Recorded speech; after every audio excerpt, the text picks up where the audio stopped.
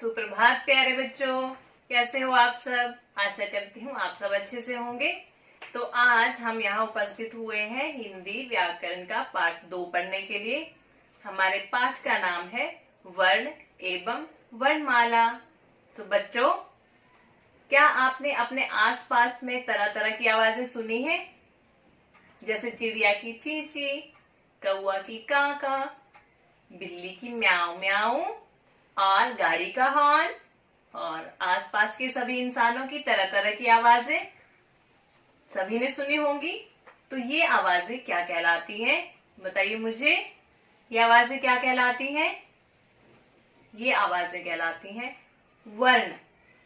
जो आवाज हमारे मुख से या हमारे मुंह से निकलती है, उन आवाजों को कहते हैं वर्ण।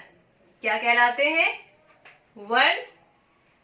तो वर्ण क्या होते हैं? हमारी हिंदी वर्णमाला जो है उसमें सब क्या है? वर्ण। अ से लेकर आउ तक के जो वर्ण है वो कहलाते हैं स्वर, और क से लेकर ह तक के जो हमारे वर्ण है वो कहलाते हैं व्यंजन।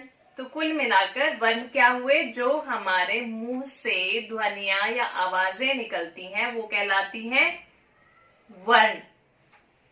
वर्ण 2 तरह के होते हैं, कौन कौन से? स्वर और व्यंजन।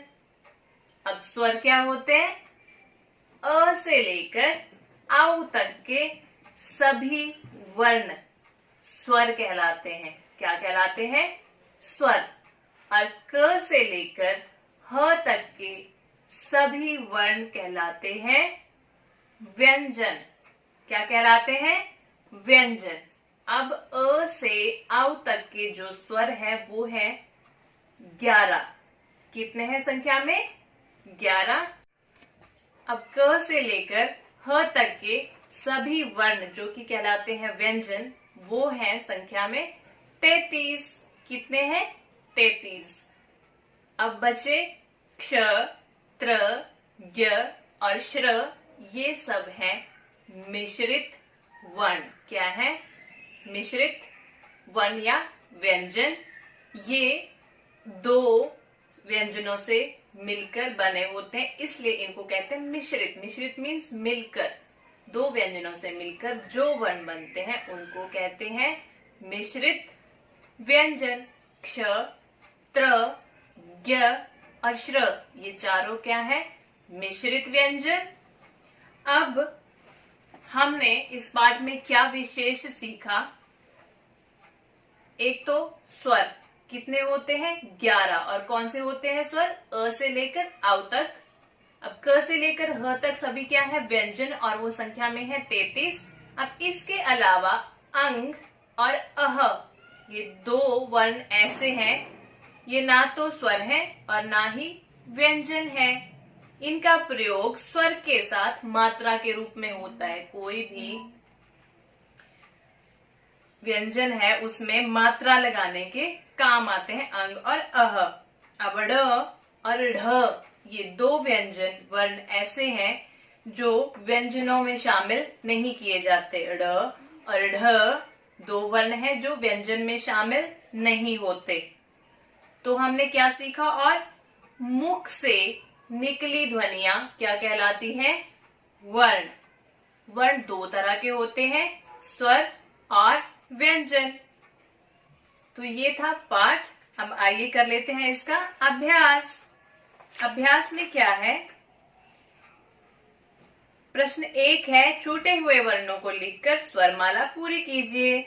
इसमें कुछ स्वर दे रखे हैं और कुछ नहीं, तो जो नहीं दे रखे हैं वो आपको इसमें लिखने हैं।